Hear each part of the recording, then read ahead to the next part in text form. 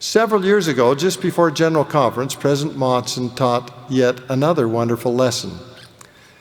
This time it was to the assembled general authorities who had traveled to Salt Lake City, many coming from places around the world where they were serving in area presidencies. It was a very important meeting. We had come together to be instructed by the First Presidency and the 12.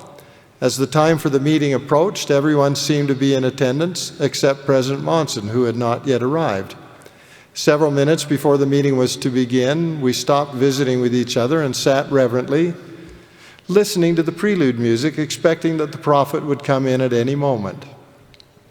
We patiently waited as the hour of 9 a.m. came and then passed.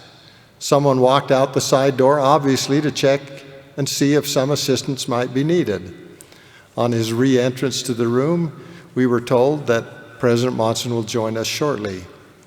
About 15 minutes after the meeting was to have started, President Monson entered the room. Out of respect, we stood as he entered. We were happy to see him and pleased that he looked well. It didn't appear that there was any obvious reason why he would have been late. President Monson went straight to the pulpit and said, "Brethren, I'm sorry to be late, but my wife needed me this morning." I was deeply impressed and humbled. I couldn't quit thinking about President Monson's words.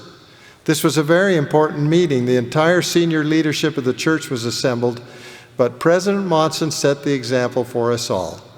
His wife needed him, and he took the time necessary to care for her.